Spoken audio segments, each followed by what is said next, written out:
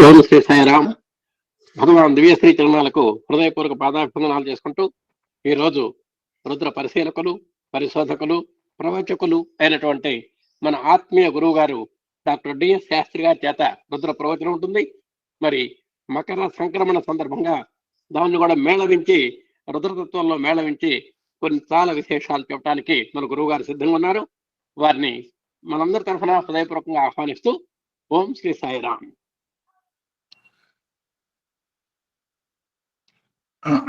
సాయిరామ్. ఓం నమో భగవతే రుద్రాయ. అందరికీ భోగి సంక్రాంతి శుభాకాంక్షలు. మనం ఈ మూడో అనువాకం 8వ మంత్రంలో ఉన్నాం. ఉష్ణేష్ణే గిరిచరాయ కులుంచానాం పదే.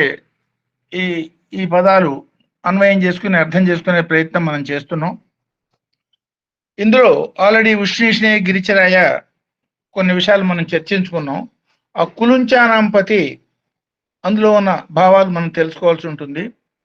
ఇవాళ ఈ సంక్రాంతి, ఈ భోగి, ఈ శుభ సందర్భంలో ఆ భగవంతుడి యొక్క అనుగ్రహం, భగవంతుడి యొక్క రక్షణ, భక్తుల యొక్క ధన మాన ప్రాణ విషయాల్లో ఆ భగవంతుడి యొక్క రక్షణ ఎట్లా ఉంటుందో, అంటే గిరిత్ర గిరీశ పరంగా ఈ గిరిచర అంటే స్థిరమైన, దాని చుట్టూత భ్రమిస్తున్నటువంటి స్థిరమైన భగవంతుడి చుట్టూత చరించే చరమైన సంసారాన్ని గురించి, చరమైనటువంటి ప్రపంచాన్ని గురించి ఈ గిరిచర షిరిడి అవతారంలో స్వామి ఆ తిరగల ఎగ్జాంపుల్ గా మనకి చెప్పినట్టుగా ఆ తిరుగుతున్న సంసారంలో చక్రంలో పడి నలిగిపోకుండా ఉండాలనేటట్టయితే ఆ భగవంతుడి యొక్క పాద పద్మాలు స్థిరంగా మధ్యలో పిడిలాగా ఉన్నటువంటి భగవంతుడి యొక్క పాద పద్మాలు ఆశ్రయించటం మూలంగా ఈ సంసారం అనే చక్రాల్లో నలగకుండా, ఏ రకమైన ఇబ్బంది పడకుండా భగవంతుడిలో ఐక్యమైపోయి ఆనందానుభూతి పొందే అవకాశం చిక్కుతుంది అన్న అత్యంత జటిలమైనటువంటి సత్యాన్ని అత్యంత సూక్ష్మమైనటువంటి ఉదాహరణ పూర్వకంగా షిరిడి అవతారంలో చూపించింది. మనం ఓసారి గుర్తు చేసుకుని ఆయన యొక్క రక్షణ, భక్తుల యొక్క ధనమాన ప్రాణ విషయాల్లో ఆయన యొక్క రక్షణ ఎట్లా ఉంటుంది, ఆ గిరిత్ర పరంగా, మృత్యుపరంగా కూడా గిరీశ పరంగా ఒకసారి గుర్తు చేసుకుని then we'll go to this కులుంచానంపతి. ఈ గిరిత్ర అంటే రక్షణ పరంగా ఒక సందర్భంలో జరిగిన సంఘటన మనం గుర్తు చేసుకోవచ్చు. అనేక సందర్భాల్లో భగవంతుడు అనేక మందికి ఈ రకమైన అనుభూతులు కలిగించుంటారు. ఈ గిరి అంటే శబ్దం ఒక భావన, స్థిరమైనటువంటి కొండ అనేది ఇంకొక భావన. ఈ శబ్దాలన్నీ కూడా ఏ భాషలో చూసినా ఉండేది శబ్దాలే. సర్వ భాషలకి ఆది అయినటువంటి సంస్కృతంలో ఉన్నటువంటి శబ్ద సంస్కృతి, ఆ శబ్దాల యొక్క భావాల యొక్క ఔన్నత్యం, ఆ శబ్దాల్లో ఉన్నటువంటి అఖండమైనటువంటి క్రమబద్ధత ఇప్పటికి ఉన్నటువంటి దాని తర్వాత వచ్చిన ప్రపంచ భాషల్లో ఏ భాషలోనూ లేదు అంటే అతిశయోక్తి కాదు. సంస్కృతంలో ఉన్నటువంటి వ్యాకరణాన్ని ప్రపంచ భాషల్లో ఉన్నటువంటి సర్వ వ్యాకరణాల కన్నా ఉత్తమోత్తమంగా చెప్తారు. అందులో చెప్పబడ్డ మాట శబ్దానికి కూడా స్త్రీలింగము పుంలింగము పరంగా చెప్పే ఆ మాటల్ని ఒక ఏ భావాన్ని ఎట్లా వ్యక్తం చేయాలో ఆ భావాన్ని అట్లాగే వ్యక్తం చేసే శక్తి ఎట్లా వచ్చింది, ఏ భగవంతుడి యొక్క రక్షణ మూలంగా వచ్చిందో ఒకసారి ఈ ఆది వ్యాకరణవేత్త అయినటువంటి ఆ పాణిని మహర్షిని ఒకసారి తలుచుకుని ఆ పరంగా భగవంతుడి యొక్క లీలను ఒకసారి గుర్తు చేసుకుందాం. అనేకమైనటువంటి ఆనాడు కూడా ఎంతో మంది మేధావులు, మహానుభావులు ఈ శబ్దాల్లో అఖండమైనటువంటి రీసెర్చ్ చేసినటువంటి మహానుభావులు, కాత్యాయన మహర్షి, పాణిని మహర్షి, గౌతమ మహర్షి, ఎంతో మంది మహర్షులు ఉండేవాళ్ళు. ఒక సందర్భంలో ఈ శబ్దాలు వీటన్నిటి యొక్క విషయంలో ఎట్లా చేసినా సరే రకరకాలుగా అన్వయం అవుతున్నాయి. వీటి యొక్క సమన్వయత మనం సాధించాలి, ఇది మన మానవ ప్రయత్నంతో అయ్యేటట్టుగా లేదు అనే ఉద్దేశంతో పాణిని మహర్షి అఖండమైన తపస్సు చేస్తాడు. ఆ తపస్సు చేసిన సందర్భంలో సంధ్యా సమయంలో సాక్షాత్ నటరాజు ఆయన తాండవం సందర్భంలో ఆ ఢమరుకని వాయించటం, ఆ వాయించిన శబ్దాలు ఈయనకి ఐ లుక్ అట్లా ఆ శబ్దాలన్నీ ఈయనకి వినపడతాయి. ఆ శబ్దాలన్నీ కూడా సంస్కృత వ్యాకరణ సూత్రాలుగా ఈయనకి భాషిస్తాయి. అదే శబ్దాల్ని ఇతర మహర్షులు కూడా కొంతమంది సనక సనందాదులు మహానుభావులు వాళ్ళు కూడా విన్నారు. అదే మాదిరి నంది ఆయన కూడా విన్నాడు. వాళ్ళకి వేరుగా భరతముని ఆయన విన్నాడు. భరతమునికి ఏమన్నా ఇవన్నీ నృత్య శాస్త్రంలో ఉన్న విశేషాలుగా గోచరించినట. ఒకే శబ్దాలు పాణిని మహర్షికి ఏమన్నా సంస్కృత భాషలో ఉన్నటువంటి మహత్తరమైనటువంటి ఆ సూత్రాలు అనగా గోచరించినట. దాన్ని బట్టి ఆయన పాణిని వ్యాకరణం అని ఒక వ్యాకరణం రాశాడు. సో ఆ రోజుల్లో ఉన్న సాంప్రదాయం, ఆనాడైనా ఈనాడైనా ఉన్న సాంప్రదాయం, ఆ రాసిన దాన్ని సభలో దాన్ని డిస్కస్ చేయటం, దాని యొక్క మంచి చెడులు ఇది చేయటం, అవన్నీ ఒక ప్రక్రియ. ఆ ప్రక్రియలో నిరుక్తం అనే ఒక విధి విధానం ఉన్నది సంస్కృత. నిరుక్తం అంటే ఏమిటి? ఉక్తం అంటే చెప్పటం, అంటే చెప్పవలసిన మాటలన్నీ సంపూర్ణంగా చెప్పారా, లేదు అసంపూర్ణంగా వదిలిపెట్టారా, లేదు చెప్పవలసింది ఇంకా మిగిలిపోయి ఉన్నదా అంటే ఉక్త, దురుక్త, అయుక్త, నిరుక్త అంటే వీటన్నిటి యొక్క విశ్లేషణ చేసే శాస్త్రాన్ని నిరుక్తం అనే పేరుతో పిలుస్తారు. అంటే చెప్పవలసింది పూర్తిగా చెప్పకపోవటం, ఇంకా చెప్పవలసింది బాకీ ఉండటం, లేదు తప్పుగా చెప్పటం, ఈ దోషాలన్నిటినీ విమర్శించి చూసి పండితులంతా కలిసి నిగ్గు తీసి దాని యొక్క పర్యవసానం తేల్చే ఆ మాదిరి ఉంటుంది ఆ విధానం. సో కాత్యాయని మహర్షి ఈ పాణిని మహర్షి రాసినటువంటి వ్యాకరణ శాస్త్రాన్ని చూశాడు. ఆయనకి అందులో కొన్ని దోషాలు కనిపించినాయి. అంతకుముందు ఒకసారి మనం భోజరాజు ఆస్థానంలో ఉన్న మహాపండితులంతా వేదంలో ఉన్నటువంటి వ్యాకరణ దోషాలను సరిచేసేదని చేసే ప్రయత్నం ఒకసారి అది కూడా ఇక్కడ గుర్తు తెచ్చుకోవచ్చు. కాత్యాయన మహర్షి ఈ పాణిని మహర్షితో దాని గురించి డిస్కస్ చేసేదానికి, దాని వాదానికి, తర్కానికి వచ్చాడు. ఆయన చెప్పవలసిందంతా చెప్పి, స్వామి ఇందులో ఈ మాటలు ఏదో నా సొంతమైనటువంటి మేధస్సుతో రాసినవి కాదు, సాక్షాత్తు భగవంతుడి యొక్క ఆ శబ్దాలు నాకు ఏ మాదిరిగా వినిపించినాయో వినిపించినట్టుగా నేను యథాతథంగా దాన్ని గ్రంథస్థం చేసే ప్రయత్నం చేశాను. కాబట్టి ఇందులో ఉన్నటువంటి తప్పొప్పులు నేను చేశాను అనే భావన మీకు అనవసరం అంటే దాన్ని ఎవడు ఆయన సహజంగా ఒప్పుకోలేదు. ఆ సభలో కూడా ఏం మాట్లాడాలి తెలియని పరిస్థితి ఒకటి వచ్చింది. ఆ సభలో కాత్యాయని మహర్షి చాలా దురుసుగా నీకు చేతగాక ఈ మాదిరిగా మాట్లాడుతూ ఉన్న భావాన్ని వ్యక్తం చేసినప్పుడు ఈయన పాణిని మహర్షి చాలా మౌనం వహించి శివుణ్ణి ఒకసారి మనసులో ధ్యానం చేసుకుంటాడు. ఆ సభలో అనూహ్యంగా ఆ శివుడి యొక్క ప్రత్యక్షత అందరూ ఫీల్ అవుతారు. ఫీల్ అవడమే కాదు, హుమ్మని ఒక శబ్దం ఆయన చేసినటువంటి శబ్దం మూలంగా ఈ కాత్యాయని మహర్షి మాట్లాడదేని ఆల్మోస్ట్ అవాక్ అయిపోయే పరిస్థితి వస్తుంది. మిగతా సభ అంతా కూడా చాలా ఆశ్చర్యంతో సైలెంట్ అయిపోతారు. అప్పుడు ఆ మాదిరిగా ఈ వ్యాకరణ శాస్త్రం, పాణిని మహర్షి రాసినటువంటి వ్యాకరణ శాస్త్రం కేవలం ఆ శివుడి యొక్క ఢమరు నాదంలో వచ్చిన శబ్దాల పరంగా వచ్చిందేను అన్న ధృవీకరణ అవుతుంది. అందువలనే ఈనాటికి కూడా ఆ సంస్కృత వ్యాకరణానికి దీటైనటువంటి వ్యాకరణం మనకి ఎక్కడ సృష్టిలో కనపడదు.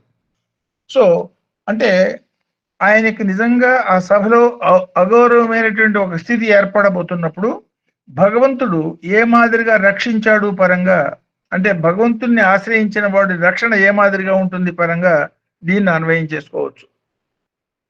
మార్కండేయ మహర్షి కథ అంతా ఒకసారి మనం ఆల్రెడీ గుర్తు చేసుకున్నాం. సాక్షాత్తు భగవంతుడు ఇచ్చిన ఆయుర్దాయమే 16 years. దాన్ని కంక్లూడ్ చేద్దామనే ఉద్దేశంతో వచ్చిన యమధర్మరాజుకి ఈయన పట్టుకున్న శబ్దం ఏమిటి? ఆ నమశివాయ అనే ఆది శబ్దాన్ని పట్టుకుని మనస్ఫూర్తిగా ధ్యానం చేయటం మూలంగా, అంటే ఏ శబ్దాలని మనస్ఫూర్తిగా పట్టుకుని దానిని సాధన చేయటం మూలంగా ఆ మహానుభావుడికి జరిగింది ఏమిటి? ఆ శివుడి యొక్క కరుణా కటాక్షలు ఆయనే ఇవ్వగలిగిన వాడు, ఆయనే శిక్షించగలిగిన వాడు. సో అందువలనే సహస్రాక్ష సహస్రబాహు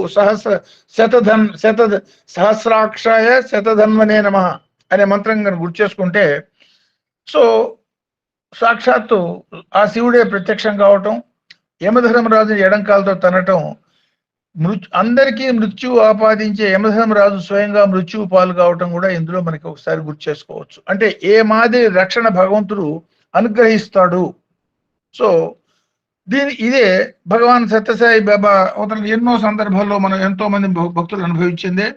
ఆ జోడి ఆదిపల్లి సోమప్ప అనే మాటను కూడా ఇదే మాటగా ఈ నాదం ఆ స్వామి యొక్క నామం వెనకాలన్న కథ ఒకసారి మనం గుర్తు చేసుకుంటే, అడిగినా అడక్కపోయినా సరే మనస్ఫూర్తిగా శరణాగత భావంతో ఉంటూ సమాజ సేవలో ఉన్నటువంటి వాళ్ళ యొక్క పట్ల భగవంతుడి యొక్క అనుగ్రహం, కరుణ, ఆ ఈశత్వం ఏ మాదిరిగా ఉంటుందో ఒకసారి గుర్తు చేసుకోవచ్చు ఈ పరంగా. సో పండగ నాడు ఒకసారి అవి గుర్తు చేసుకుని తర్వాత ఈ కులుంచానాంపతే దానికి పోతాం. ఈ కులుంచానాంపతి అన్నప్పుడు మోసంగా చేసి జీవించే విధానమైనటువంటి విషయాలు, మనస్సు, కాలము ఏ మాదిరిగా మోసం చేయటం, ఆ మోసానికి ఆ మోసానికి బలి కాకుండా ఉండాలంటే భగవంతుడిని ఎట్లా పట్టుకుని ఆరాధించాలి, ఆ వివరాలు అడిగి తెలుసుకున్నాం. ఈ కులుంచానాంపతికి ఉన్నటువంటి ఇంకొక అర్థం, పండిన పంటని రక్షణ కోసమై కోసి నిల్వ చేయటం. ఈ పరంగా ఇందులో శాస్త్రీయమైనటువంటి అంటే సాధనాపరమైన శాస్త్రీయ భావం ఏముంటుంది? పంట పండుతుంది, దాన్ని టైంలో కొయ్యాలి, కోసి నిల్వ చేసుకోవాలి, సంవత్సరం పొడుగుగా తినాలి. ఇందులో కూడా ఆధ్యాత్మిక భావన ఏముంటుంది అని అనిపించవచ్చు. ఇందులో ఉన్నటువంటి భావన మనం ఇట్లా అర్థం చేసుకోవచ్చు.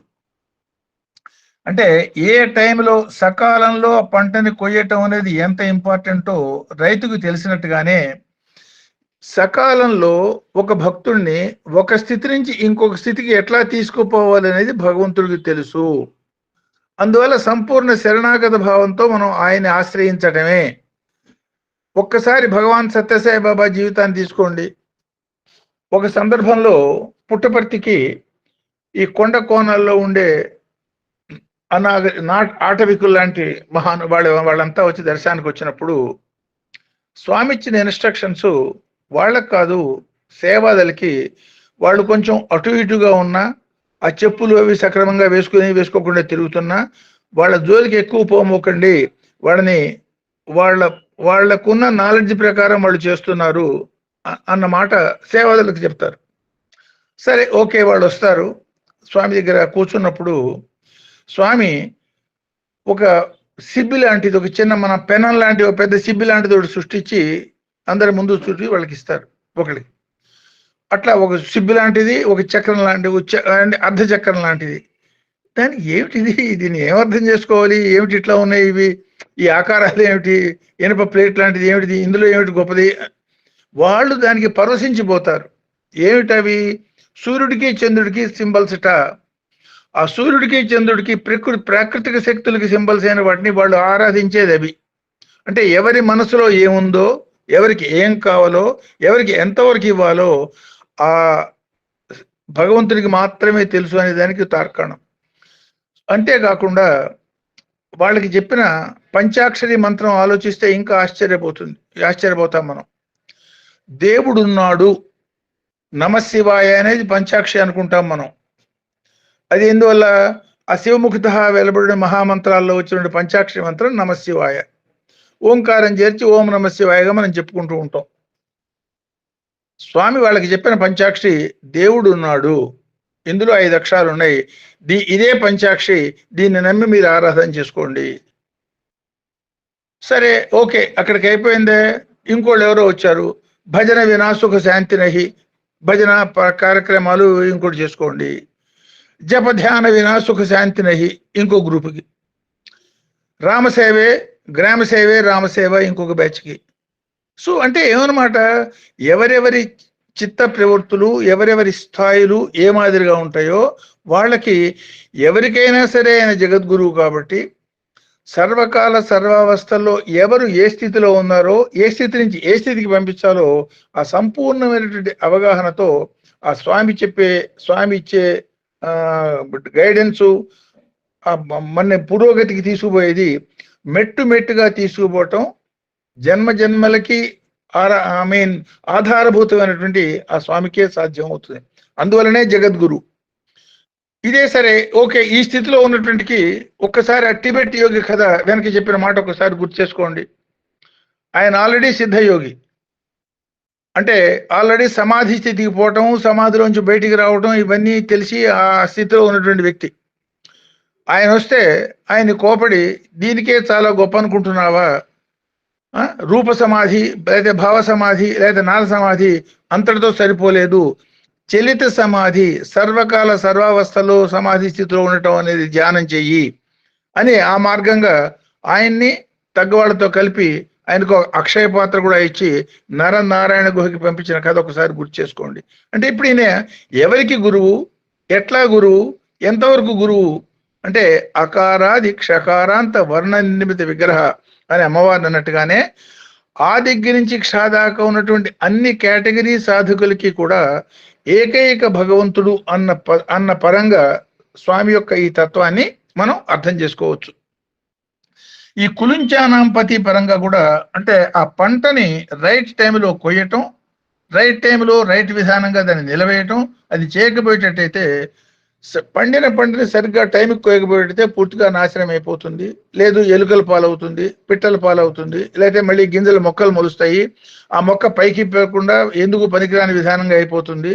కాబట్టి దేనిని ముందు ఎంతవరకు అయితే మనం సాధన చేశామో, ఈ చేసిన సాధనని సమీకరించుకోవటం, నెక్స్ట్ స్టేజ్కి పోగలగటం, ఇవన్నీ కూడా సాధనా ప్రక్రియలో నెక్స్ట్ లెవెల్స్కి పోయేదానికి ఉంటుంది అన్న పరంగా ఈ కులుంచానాంపతి. దానికోసం మన కర్తవ్యం ఏమిటంటే గురు వాక్యంతు కర్తవ్యం. భగవంతుడు ఏదైతే నిర్దేశించాడో, ఏ కార్యక్రమాలు మనం చేయమని చెప్పారో, ఏ మాదిరి మనస్తత్వాన్ని కలిగి ఉండి ప్రపంచంలో ప్రజలతో ఉండమన్నారో ఆ విధానమైనటువంటి జీవనము. సో ఈ పరంగా ఒక జరిగిన సంఘటనని, అది నరసింహ సరస్వతి టైంలో జరిగిన సంఘటనని ఒకసారి మనం గుర్తు చేసుకోవచ్చు. అంటే ఈ పరంపరలో ఇప్పుడు ఈ గురు పరంపరలో మనకు వస్తున్నటువంటి అవతారమూర్తి అయినటువంటి దత్తాత్రేయ పరంపరలో దత్తాత్రేయం శ్రీపాదం నారసింహం ప్రభుం సమర్థం సాయినాథం సత్యసాయనం సద్గురుం తం నమామి అని అనుకున్నాం. ఇదే పరంపరలో ఆ నరసింహ సరస్వతి స్వామి అవతారంలో ఉన్నప్పుడు ఆయన సన్యాసి. రోజు ఆయనకి ఒక గుడ్డలు అది ఉతికి చాలా శ్రద్ధగా భక్తులతో ఒక చాకలు ఉండేవాడు. ఆయన తర్వాత అవతారంలో ఆయనకి మహత్తరమైనటువంటి ఒక వాట్ యు కాల్ దట్ సుల్తాన్ అంటే ఒక్కసారి ఆయనకి మనసులో కోరిక, సంపదల మీద భోగాల మీద కోరిక కలిగితే, ఈ ముసలితనంలో ఏం పొందుతావురా, నీకు పై జన్మలో నీకు గొప్ప సంపదలు ఉంటాయంటాడు. ఆ పై జన్మలో సుల్తాన్ అయి పుడతాడు. ఓకే, అదే మాదిరి ఈ నరసింహ సరస్వతిని రోజు ఒక కర్షకుడు వచ్చి మనస్ఫూర్తిగా దండం పెట్టుకుపోయేవాడు. సో అతని భక్తి శ్రద్ధలు వృద్ధి పొందించేదానికి ఇందాక స్వామి చేసిన లీల మాదిరిగానే, ఏది ఆటవికులు వచ్చినప్పుడు ఆ సూర్యుడు చంద్రుడు సృష్టించినట్టుగానే రోజు దండం పెట్టుకుపోతుంటే అటు కొన్ని సంవత్సరాలు గడిచిపోతాయి. సో ఈ గురువు గారు ఈయన ఏం చెప్తే చేయాలి, ఈయన వాక్యమే మనకి కర్తవ్యం, మిగతా ఆయనకి ఏ రకమైనటువంటి అక్షర జ్ఞానం కానీ లేకపోతే మిగతా ఇతర రకాలైన వేద శాస్త్ర ఏమీ ఉన్న వ్యక్తి కాదు. సో రోజు రావటం, దండం పెట్టుకోవటం, వెళ్ళిపోవటం, ఇది అతను చేసే నిత్యమైన కార్యక్రమం. ఒకసారి స్వామి ఎదంతో, సో ఎందుకురా రోజు దండం పెట్టుకుంటావు అంటే, స్వామి మీరు తమరు గురువులు, మహానుభావులు, మీరు ఒక్కసారి మీ అనుగ్రహం కలిగితే అన్ని సిద్ధిస్తాయి. అట్లా అంటావా, అయితే మరి చెప్పింది చేస్తావా? స్వామి మీరు చెప్పటం చేయకపోవటం అనా, మీరు చెప్పిందే ఆదేశం, 100కి 100 పాళ్ళు ఆచరిస్తాను. చూడండి ఆ గాఢమైనటువంటి అమాయక భక్తి ఎట్లా ఉంటుందో చూడండి. భక్తికి ఏ రకమైనటువంటి క్వశ్చన్స్ ఉండవు. సో ఏపుగా ఆ టైంలో అతనికి కొంచెం పొలం ఉంటుంది, 1 ఎకరా 2 ఎకరాలు 3 ఎకరాలు, చాలా కొంచెం పొలం. ఆ కొంచెం పొలంలో వేసిన మొక్కజొన్న పంట చాలా ఏపుగా కంకుల మీదకి వచ్చి పైకి వచ్చి ఇంకొక 1 నెల రోజులు 15 రోజుల్లో ఆ కంకులు పెద్దగా కావటం ఆ పరిస్థితిలో ఉంటుంది. స్వామి చెప్తాడు, నీ పంటని కోసేయరా, పొలంలో ఉన్న పంట ఉంది కదా దాన్ని మొత్తం కోసేయమంటాడు. ఒక క్షణం ఆశ్చర్యపోతాడు. ఎందువల్ల? ఆ టైంలో పంట కనుక కోసేస్తే పనికి రాకుండా పోతుంది, పశువులకి మేత అవుతుంది తప్ప మనకు కావాల్సిన మొక్కతనంలో లేకుండా పోతాయి. కానీ గురువు గారు చెప్పారు, స్వామి చెప్పారు, అంతే, దట్స్ ఆల్, నథింగ్ ఎల్స్. మిగతా అన్ని మనకు అనవసరం, ఆ కార్యక్రమం మనం చేసేయాల్సిందే. ఆ షిరిడి అవతారంలో జరిగిన సంఘటన ఒకసారి ఆ ముగ్గురు మేకని బలి వేయటం, అది కూడా ఒకసారి గుర్తు తెచ్చుకోండి. సరే, వీడు పోతాడు, ఆ పంట కోస్తుంటే ఆ చుట్టుపక్కల వాళ్ళంతా చాలా ఆశ్చర్యపోతారు. ఏమిట్రా ఇప్పుడు పంట కోస్తున్నాడు, ఇది పిచ్చి పని, ఇంకొక నెల రోజుల్లో బ్రహ్మాండంగా చేతికి పంట వచ్చే టైంలో ఇది ఇప్పుడు కోస్తున్నాడని వాడు చెప్తే విండు. గురువు గారు చెప్పారు, నేను చేస్తున్నాను అంటాడు. వాడు పోయి భార్యకి చెప్తారు. ఆ భార్య పిల్లలు వచ్చి మొత్తుకుంటారు. ఆహా, మొత్తం కోసేస్తాడు, కోసి వీడికి పిచ్చెక్కిందని వదిలేస్తారు. సో పంటంతా కోసేశాడు, కింద ఏమన్నా చిన్న చిన్న బొడిపిల్లాగా ఒక జానడెత్తు బొడిపిల్లాగా కంకులు వెళ్ళిపోయి, మిగతా పంట అంతా పశువులకి మేత కింద మారిపోయింది అది. సో ఇంకొక 15-20 రోజులు గడిచింది, మంచి పంట మీదకి వచ్చింది. ఆ పంట పూర్తిగా కంకులు పెద్ద పెద్ద ఆ స్థితిలో ఒక బ్రహ్మాండమైన వర్షం వచ్చింది.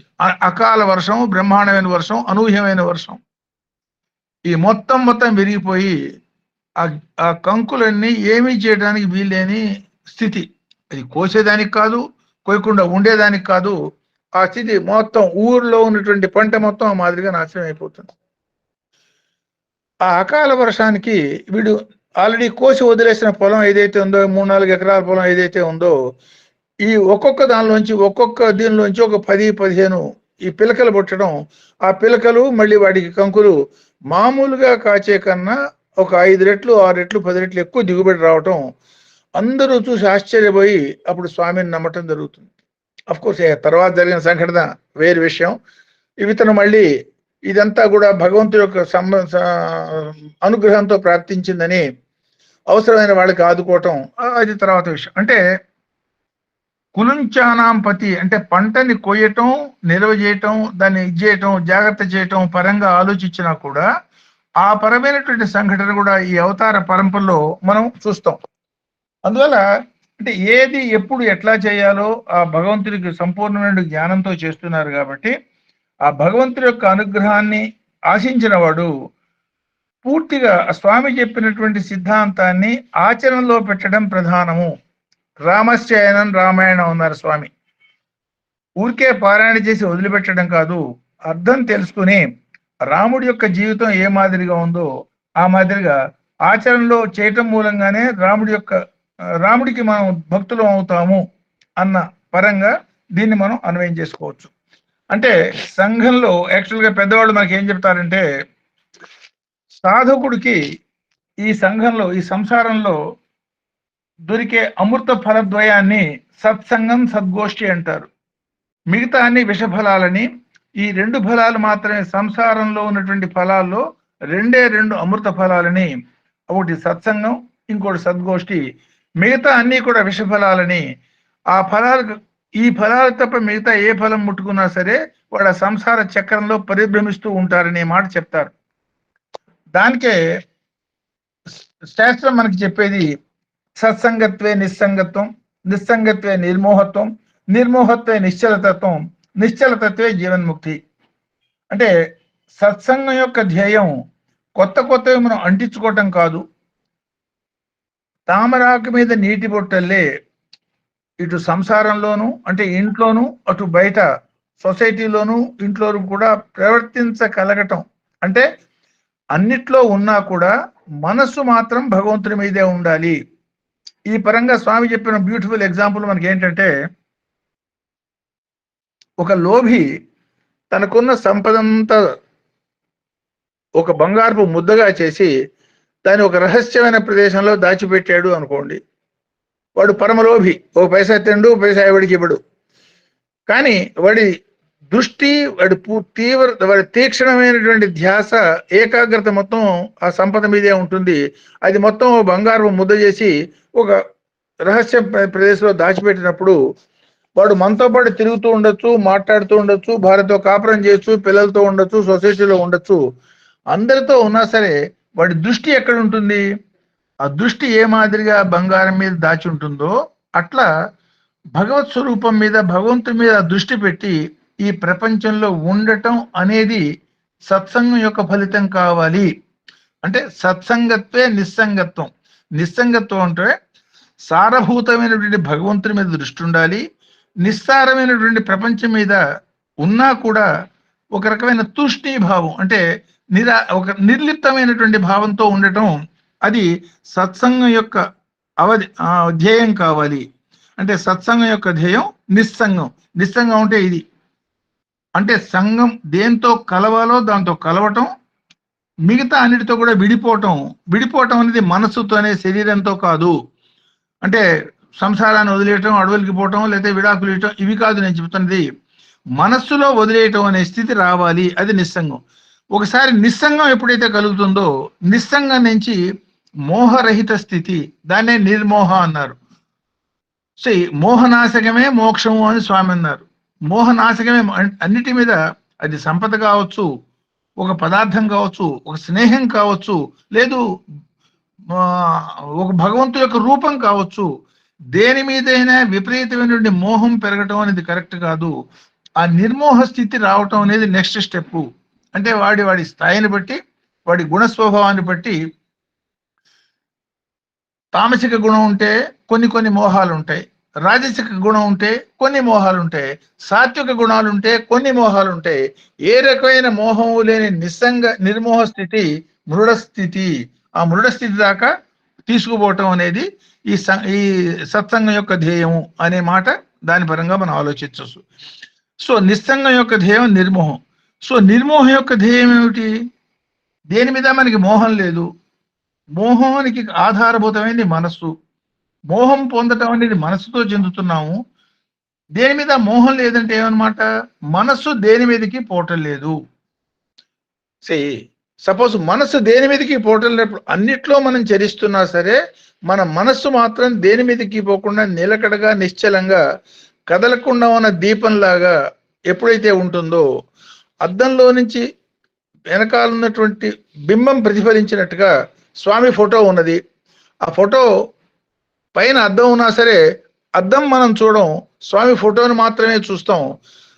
పైకున్నటువంటి అద్దం ట్రాన్స్పరెంట్ గా ఉండటం మూలంగా లోపల నుండి ఫోటో మనకి పూర్తిగా, సంపూర్ణంగా, ఏ రకమైన ఇబ్బంది లేకుండా కనపడేట్టుగానే, మనస్సు ఎప్పుడైతే నిశ్చలం అవుతుందో, ఆ నిశ్చలమైన మనస్సులో ప్రతిఫలించే స్థితే భగవంతుడు. దీనికి స్వామి చక్కటి ఉదాహరణ చెప్పింది. కదులుతున్న నీళ్లలో మన ప్రతిబింబం కనపడదు, స్థిరంగా ఉన్న నీళ్లలో ప్రతిబింబం కనపడుతుంది. ఈ కదులుతున్న మనసులో భగవంతుడు భాషించడం సాధ్యం కాదు. నిశ్చలంగా మనసు ఎప్పుడైతే ఉంటుందో అందులో భగవంతుడు ప్రతిఫలిస్తాడు. అదే సాక్షాత్కారము అన్నారు. అందువల్ల సత్సంగం యొక్క ధ్యేయం సత్సంగం, దాని నుంచి నిస్సంగం, నిస్సంగం నుంచి సత్సంగం, నుంచి నిస్సంగం కావాలి, నిస్సంగం నుంచి నిర్మోహం కావాలి, నిర్మోహం నుంచి నిశ్చలత్వం పొందాలి. ఆ మాదిరి నిశ్చలంగా సాక్షాత్ భగవంతుడిలాగా ఎవరైతే భూమి మీద బతకగలుగుతారో వాళ్ళ యొక్క స్థితినే జీవన్ముక్త స్థితి. అంటే శరీరం వదిలిపెట్టడం, ప్రాణం పోవటం కాదు. వెరీ గుడ్, చాలా సంతోషం. సో సాయిరాం, భగవదారు. సో ఆ జీవన్ముక్త స్థితిలో ప్రాణం పోవటం కాదు జరిగేది. అన్ని రకాల సంపూర్ణమైనటువంటి ఆరోగ్యంతో ప్రపంచంలో మనం ఉంటున్నా కూడా స్వామి మన మధ్యలో ఏ మాదిరిగా మెలిగారో ఆ మాదిరిగా మెలగగలిగినటువంటి స్థితిని మానవుడు బతికుండంగానే పొందాలి. అది సత్సంగం యొక్క అల్టిమేట్ ధ్యేయంగా మనకి పెద్దవాళ్ళు మనకి చెప్తానులో ఉద్దేశం అది. సో దీనికి మొట్టమొదట భగవంతుడి మీద పూర్తి శ్రద్ధ, నమ్మకం, తర్వాత ఆచరణ, ఆచరణతో కంటిన్యూటీ, దాన్ని పూర్తి నిమగ్నతో స్వామి షిరిడి అవతార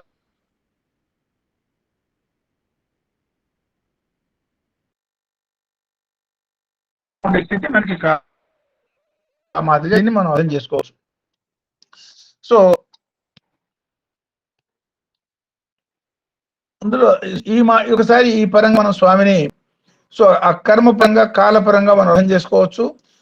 సో అందుకనే స్వామిని కాలరూపుడు, కాలకాలుడు, కాలదర్పదమనుడు అనే నామాలు కూడా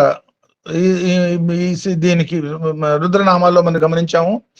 దీన్ని స్వామి యొక్క జీవితంలో మనం అర్థం చేసుకునేటట్టయితే కాలాతీత స్థితి, ఈ సమస్తమైన విశ్వానికి అతీతమైనటువంటి స్థితి ఎన్నో సందర్భాల్లో స్వామి వ్యక్తం చేశారు.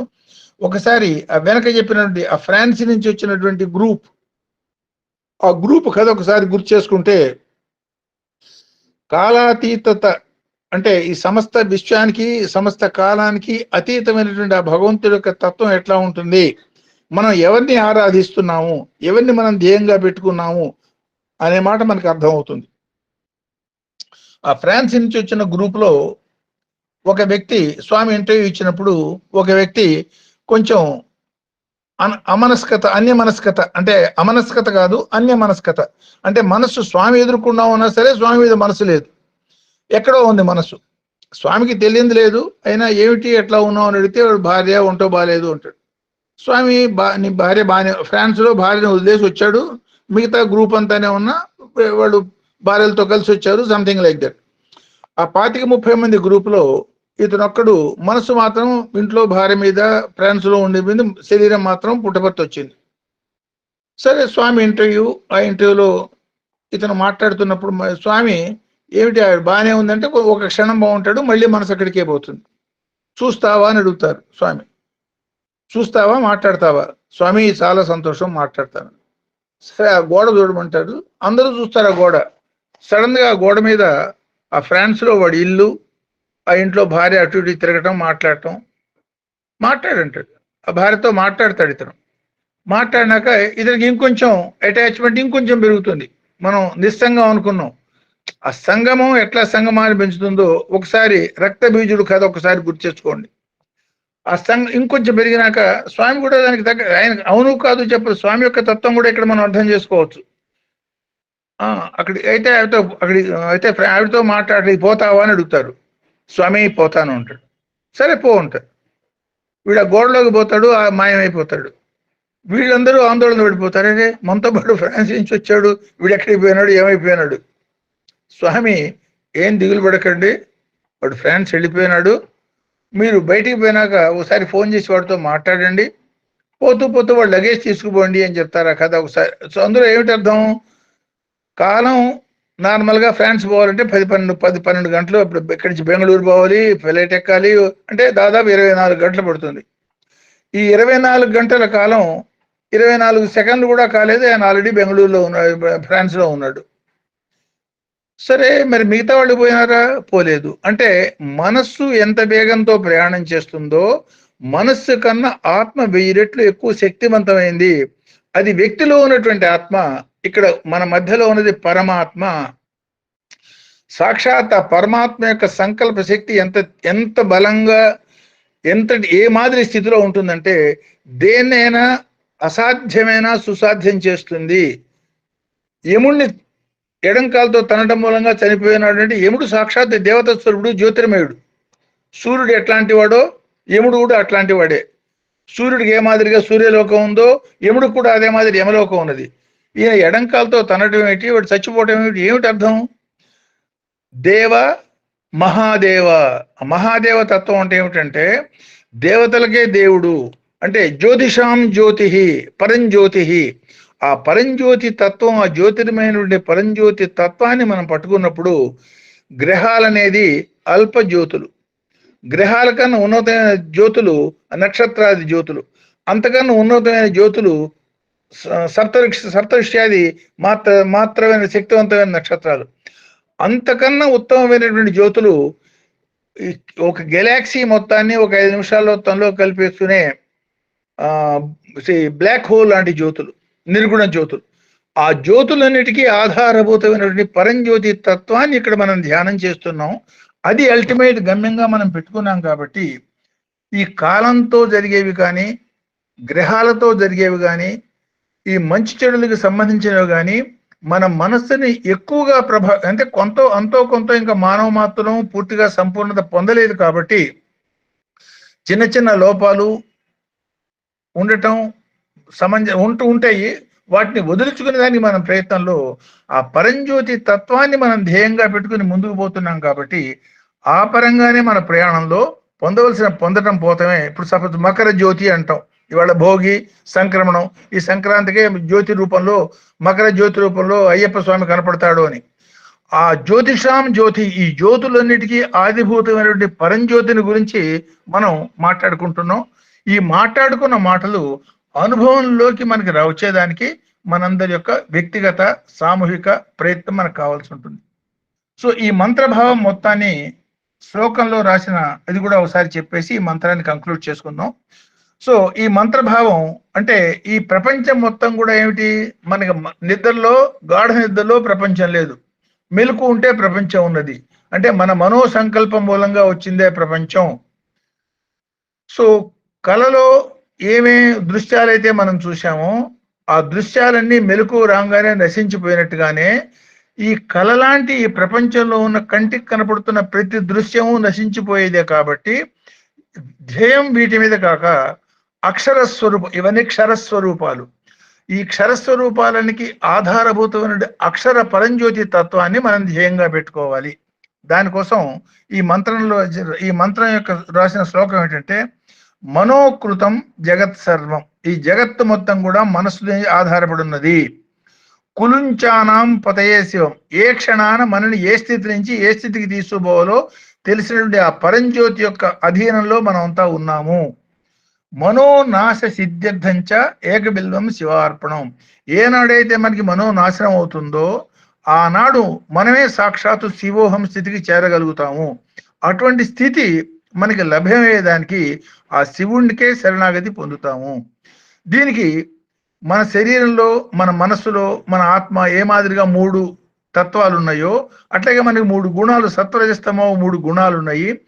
ఈ 3 గుణాలకి ప్రతీకగా బిల్వంలో 3 ఆకులు ఒకే ఒక కాడకి ఉన్నటువంటి ఆ బిల్వ దళం ఏదైతే ఉందో, అసలు 3 పత్రాలు ఉన్న బిల్వ దళం ఏదైతే ఉందో ఆ దళాన్ని మనలో ఉన్నటువంటి త్రిగుణాలకు సంకేతంగా ఆ పరంజ్యోతి పాదాలకి సమర్పిద్దాం. అంటే ఆయనకి పాదం కానీ శిరస్సు కానీ సపరేట్గా లేదు, అయినా సరే మన శరీరం మాదిరిగానే భగవంతుని ఆలోచిస్తాం కాబట్టి ఏది సమర్పించినా ఆయన పాదాలకి సమర్పిస్తాం అనే భావంతో మనం దీన్ని కంక్లూడ్ చేసుకుంటాం. ఇది ఎందో 3 అనువాకంలో ఎందో మంత్రం. ఈ తర్వాత మంత్రాలన్నీ మళ్ళీ వచ్చే 4 మంత్రాలు రాబోయేవి 9, 10, 11, 12 మళ్ళీ ధనుర్బాణాల సంబంధమైన మంత్రాలు వస్తాయి. వాటిని సమిష్టిగా సమన్వయం చేసుకుని చెప్పుకోవాల్సి ఉంటుంది. అది నెక్స్ట్ ఆదివారం దాని గురించి will think of it. Sairam all of you. దీనిలో క్వశ్చన్స్ ఫర్దర్గా ఏదైనా ఎలాబరేషన్ ఫర్దర్గా కావాలన్నా లేదు, సంబంధం ఏదైనా that part will discuss. Sairam.